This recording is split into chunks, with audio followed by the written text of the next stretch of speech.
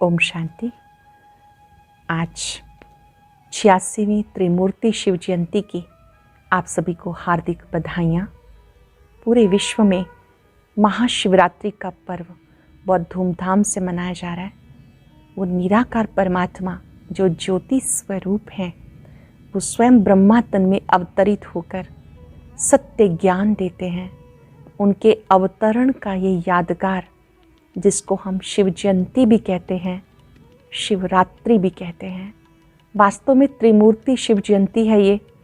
जब निराकार शिव बाबा ब्रह्मा तन से ज्ञान देते हैं, तो ब्रह्मा के द्वारा स्वर्ग की स्थापना, शंकर जी के द्वारा पुरानी दुनिया का विनाश, विष्णु जी के द्वारा पालना का कार्य कराते हैं। इस दिन को हम बड़ा दिन भी कहते हैं, क्योंकि बड़ा बाबा स्वयं आते हैं अज्ञान अंधकार को मिटाने के लिए। बहुत ही जल्दी वो प्रसन्न भी हो जाते हैं। उन्हें हमसे क्या चाहिए? जब वो स्वयं सृष्टि पर अवतरित होते हैं, तो हम उन पर कड़वे फूल, अक के फूल चढ़ाते हैं। वास्तव में ये हमारी आंतरिक कड़वाहट का प्रतीक है। हमारे अंदर जो भी कमियां, कमज़ोरियां हैं, खुशी खुशी हमें उस शिव भोलानाथ पर अर्पण कर देनी है। किसी के अंदर क्रोध का संस्कार है, किसी के अंदर ईर्ष्या का, बहुत अधिक सोचने का, परचिंतन का, निंदा का, इरिटेशन का, जो भी हमारी पुरानी आदत है जो हमें और दूसरों को दुख देती है, आज खुशी खुशी उस शिव भोलानाथ पर अर्पण कर देंगे। जब हम अर्पण करते हैं तो जीवन दर्पण बन जाता है, जिसमें हम अपने आप को स्पष्ट देख सकते हैं। आज शिव भोलानाथ से वरदान ले लेंगे। क्या वरदान ले सकते हैं आप? उसको सदा साथ रखकर हम पुण्य कर्म करेंगे, कोई पाप का काम नहीं करेंगे। वैसे भी किसी का जन्मदिन होता है, उसे गिफ्ट दी जाती है। आज कोई दृढ़ संकल्प करके आज के दिन को यादगार बनाएंगे।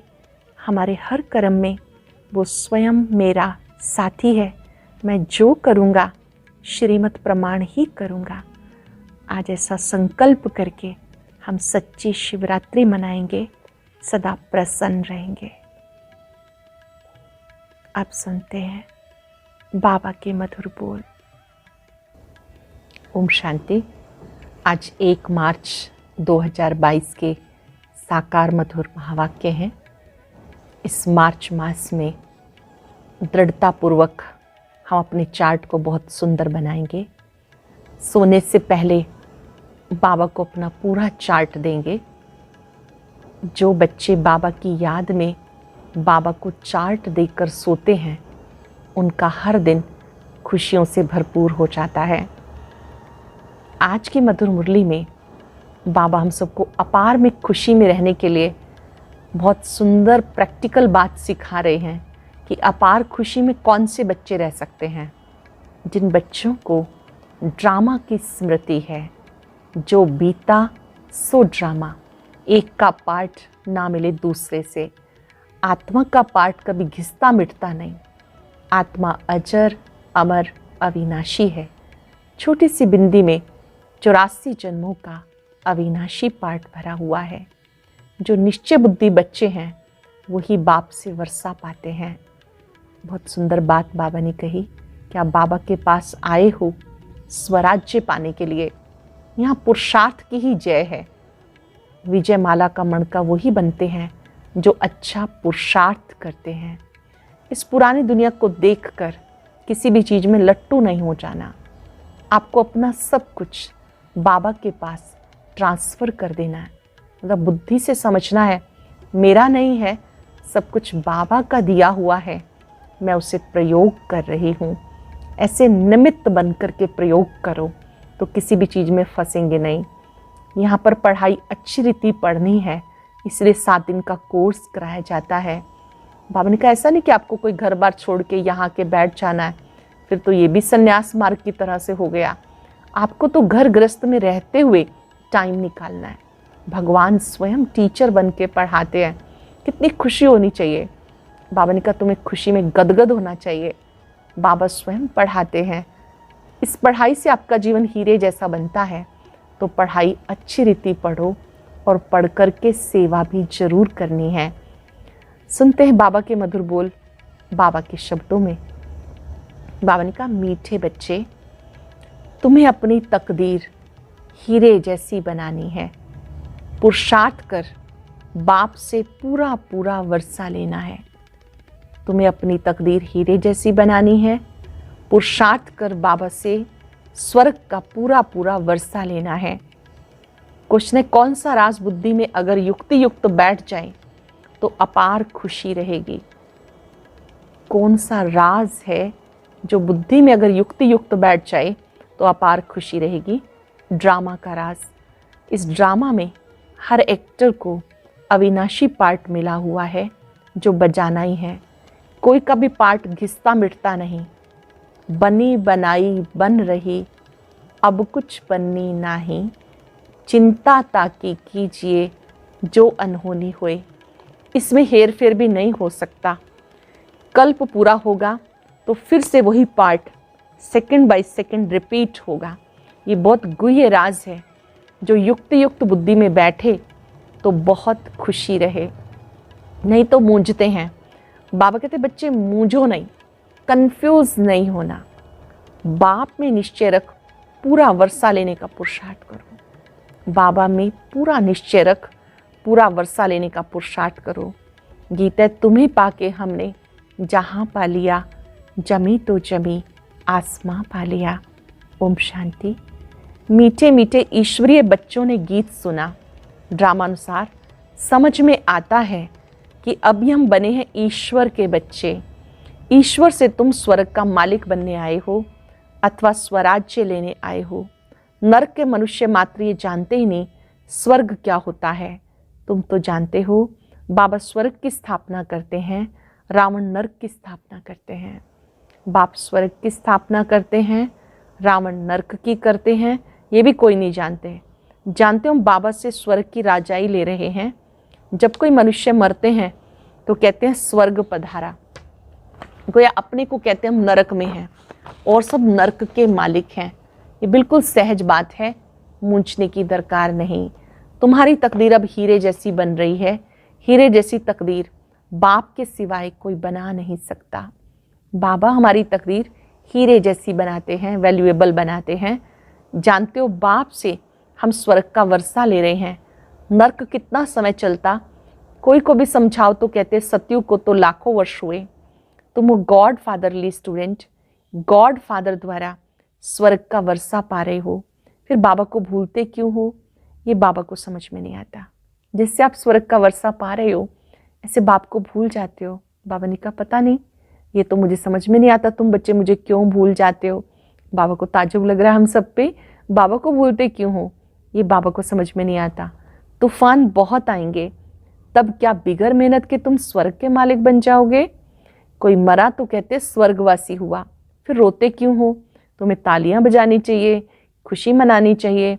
अगर स्वर्ग में जाना इतना सहज है फिर तो सबको गोली दे दो, स्वर्ग में पहुंच जाएं।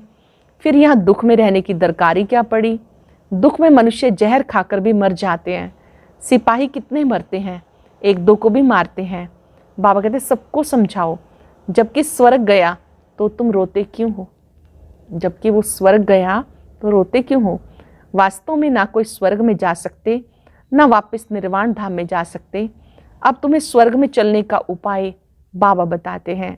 स्वर्ग का रचयिता जब स्वर्ग रचे तभी स्वर्ग में कोई ले जाए ना। जब स्वर्ग का रचयिता बाप आया है, तुम बच्चे जानते हो जब रावण राज शुरू होता है तो देवी देवताएं वाम मार्ग में चले जाते हैं। उसी समय से विकार शुरू हो जाते हैं। रावण राज्य कब शुरू होता उसका कोई दिन मुकर्रर नहीं। तुम बच्चे ये थोड़ा ही कह सकेंगे बाबा ने इनमें कब प्रवेश किया। जब साक्षात्कार हुआ तब आया या कब? साक्षात्कार तो भक्ति मार्ग में ऐसे ही होते हैं, पता नहीं पड़ता कि बाबा किस समय आया।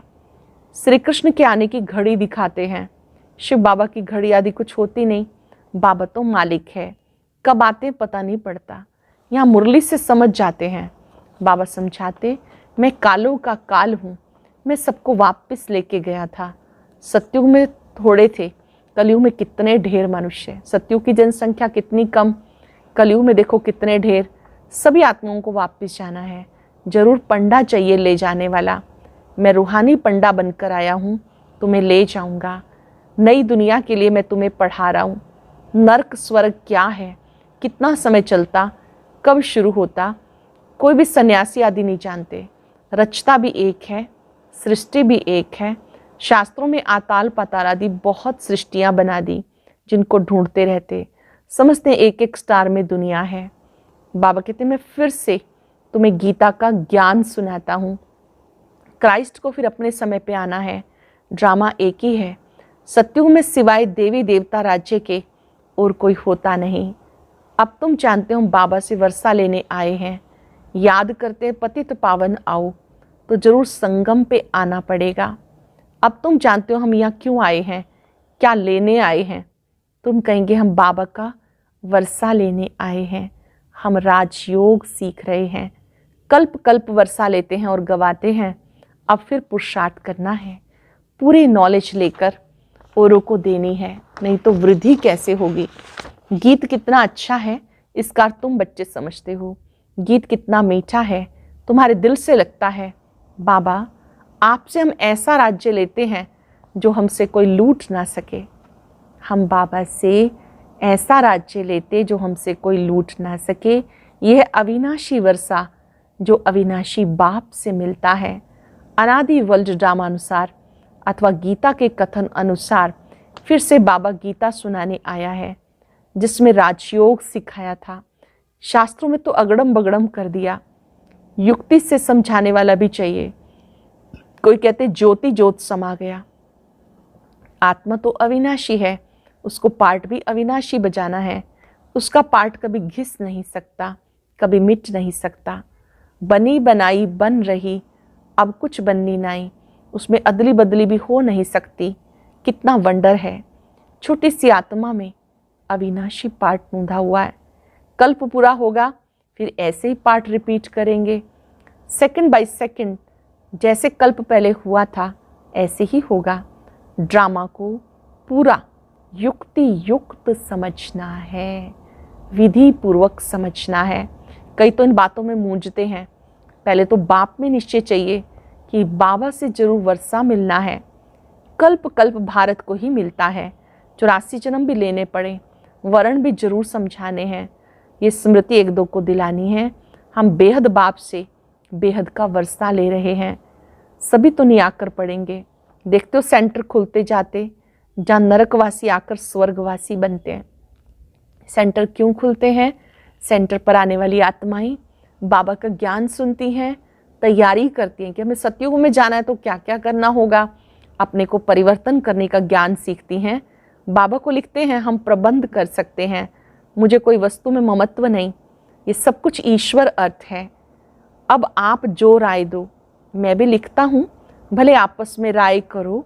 जहाँ अच्छी लोकेलिटी हो वहाँ सेंटर ज़रूर खोलो। जहाँ पर भी अच्छी लोकेलिटी हो सेंटर खोलो। हिम्मते मर्दा मदते बाप। बाबा कितना खुश होता है, दिल में समझता है ऐसा दान तो अच्छा होता है। बहुतों को कौड़ी से हीरे जैसा बनाना, ये बड़े से बड़ी हॉस्पिटल भी है और कॉलेज भी है। ये बड़े से बड़ा हॉस्पिटल भी है, कॉलेज भी है। सिर्फ 3 पैर पृथ्वी चाहिए। कितना सहज रीति बाबा कौड़ी से हीरे जैसा बनाते। ऐसा बाबा रहते कितना साधारण है। जो बाबा कौड़ी से हीरे जैसा बनाता है वो स्वयं कितना साधारण रहते हैं। कहाँ आए हैं? कोई राजा के पास क्यों नहीं आए? कहते मैं साधारण बूढ़े तन में आता हूँ जिसने 84 जन्म एक्यूरेट पूरे किए। सतयुग का फर्स्ट प्रिंस ये है ना, इसका नाम रखा है श्याम और सुंदर। श्री कृष्ण जी को क्या कहते हैं? श्याम सुंदर। तुम बच्चे इसका भी अर्थ समझते हो। उन्होंने अर्थ को न समझने के कारण काला कर दिया। मुख्य शिव बाबा का लिंग भी काला, श्री कृष्ण राम को भी काला कर दिया। एक तरफ गोरा, दूसरी तरफ काला क्यों? जगन्नाथ के मंदिर में शक्ल ऐसी दिखाते जैसे अफ्रीकन लोग। कहाँ कहाँ नारायण को भी काला कर दिया, कहाँ लक्ष्मी को भी ऐसा दिखाते। अब वंडर लगता मनुष्यों की बुद्धि कैसी है। देवी देवताओं को भी काला कर दिया, कैसी बुद्धि है। यहाँ तक कि शिवलिंग को भी काला कर दिया। बाबा ही सत्य मत देते हैं। अपने साथ मिलने के लिए। बाकी तो यज्ञ तप दान पुण्य आदि करते, मुफ्त में पैसे बर्बाद करते रहते। फिर क्यों कहते पतित पावन आओ, याद क्यों करते हैं? गंगा यमुना नाले आदि कितने हैं। बाबा ने भी बहुत तीर्थ किए। अब तो मोस्ट बिलव्ड लक्की सितारे नर्क स्वर्ग को जान गए हो। मनुष्य मरते कहते स्वर्ग गया, तो उनको भी समझाओ स्वर्ग किसको कहते हैं। हम जानते हैं तभी तो समझाते हैं। हमको भी स्वर्ग स्थापन करने वाला बाप मिला, वो नॉलेज दे रहे हैं। हमारा कोई मनुष्य गुरु नहीं, सतगुरु एक बाबा है। हमारा गुरु सतगुरु एक शिव बाबा है। वही पतित पावन है जिसको बुलाते हैं, निराकार को ही बुलाते हैं, जिसको तुम ज्ञान सागर कहते हो। वह सत्य चित आनंद स्वरूप है, ज्ञान का सागर है। हमको तो नॉलेज है नहीं, देखा भी जाता। उसके पास जो नॉलेज है वो किसी के पास नहीं। जो नॉलेज ज्ञान सागर के पास है वो किसी के पास नहीं। तुम्हें कितना गदगद होना चाहिए। पतित पावन गॉड फादर हमें पढ़ा रहे हैं। जो पतित पावन है, गॉड फादर है, वो हमें पढ़ा रहे हैं। वो हमारा बाप, टीचर, सतगुरु है। इसमें गुटखा खाने की बात नहीं। अपनी रचना को तो संभालना ही है। अगर यहाँ आकर बैठ जाएं, ये तो सन्यासियों का ज्ञान हो गया। सब कुछ छोड़ छाड़ के अगर यहाँ के बैठ जाएं, सेंटर पर आ जाएं या मधुबन में आ जाएं, फिर तो सन्यासियों जैसा ज्ञान हो गया। ग्रस्त व्यवहार में रहते तुम 1 घंटा, आधा घंटा निकाल सकते हो। पहले 7 रोज भट्ठी में पढ़ना पड़े, 7 दिन कोई की याद ना आए, कोई को चिट्ठी भी ना लिखे, बिल्कुल सबको भूल जाना है। तुम बहुत वर्ष भट्ठी में रहे, फिर भी तकदीर कोई को तो माया खींच लेती है। ऐसी माया प्रबल है। बाबा कहते बच्चे धीरे धीरे परिपक्व अवस्था में आते जाओ। तुम जानते हो हमारे 84 जन्म पूरे हुए। तुम्हारी बुद्धि में सारा झाड़, सब धर्म है। वहाँ भी अलग अलग सेक्शन है, यहाँ भी ऐसे है, वहाँ भी ऐसे है। बाकी मोक्ष किसी को मिल नहीं सकता। ऐसे नहीं बुदबुदे मिसल आत्मा परमात्मा में लीन हो जाएगी, फिर तो सारा पार्ट ही क्लास हो जाए। अगर आत्मा परमात्मा में समा गई फिर तो सारा पार्ट ही क्लास हो जाए। सब ज्योति ज्योत में समा जाएं, खेल ही ना चले। ये सब झूठ है। झूठ तो बिल्कुल झूठ, सच की रत्ती भी नहीं। भक्ति में कोई मुख मीठा थोड़ा ही होता है। तुम बच्चे जानते हो मुख मीठा कौन कराते हैं। तो बाप की पढ़ाई में पूरा ध्यान देना चाहिए। पुरानी दुनिया को देख लट्टू मत बन जाओ। कलयुगी दुनिया, इसके आकर्षणों को देखकर लट्टू मत बन जाओ।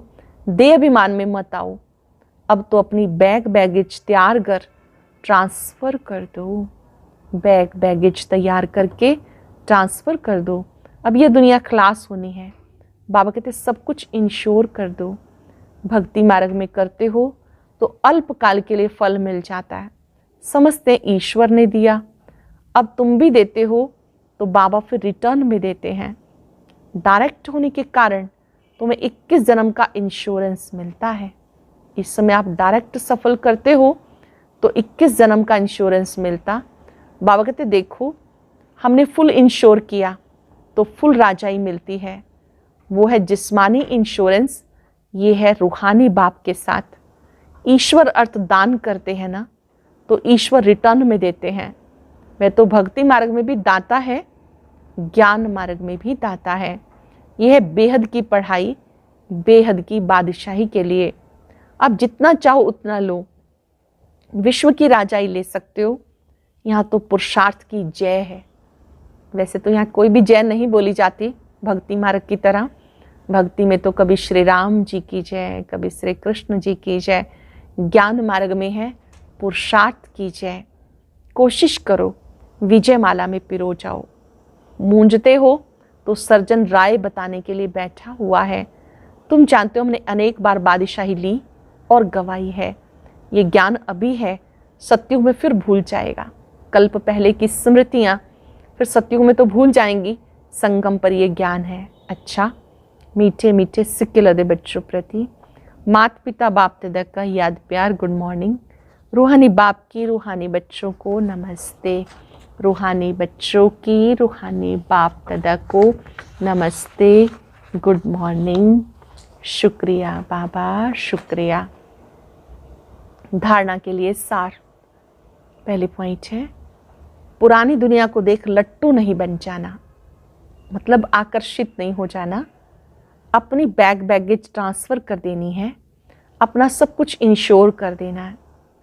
कोई भी वस्तु में अगर ममत्व नहीं तो फिर कौड़ी से हीरे जैसा बनाने की सेवा करनी है। दान करने से ही ज्ञान धन बढ़ेगा, दान करने से ज्ञान धन बढ़ेगा। वरदान है, निमित्तपन की स्मृति से हर पेपर में पास होने वाले, एवर रेडी नष्टो मोहा भव। निमित्तपन की स्मृति से हर पेपर में पास होने वाले, एवर रेडी नष्टो मोहा भव। एवर रेडी का अर्थ है नष्टो मोहा स्मृति स्वरूप। उस समय कोई भी संबंधी अथवा वस्तु याद ना आए, किसी में भी लगाव ना हो, सबसे न्यारा सबका प्यारा। इसका सहज पुरुषार्थ है निमित्त भाव।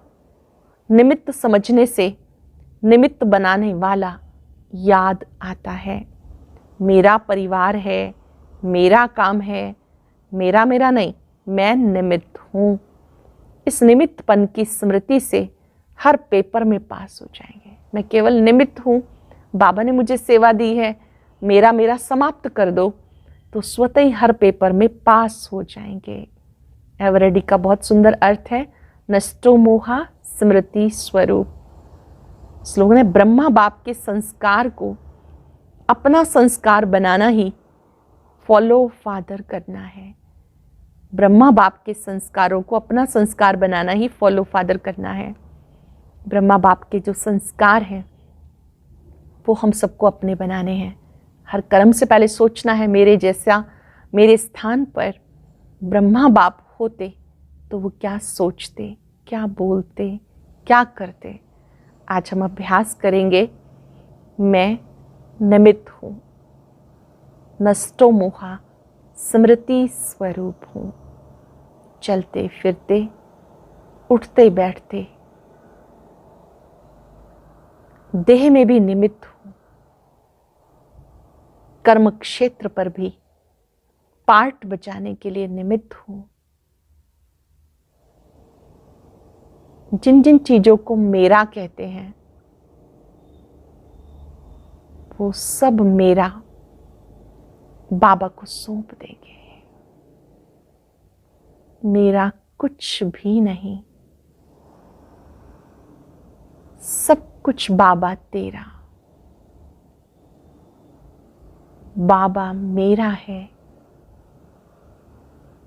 मैं ट्रस्टी हूं। मन बुद्धि से सब कुछ बाबा को ट्रांसफर कर दे। परमात्मा शक्तियों को फाउंटेन की तरह निरंतर अपने में आता अनुभव करें। शुक्रिया बाबा, शुक्रिया।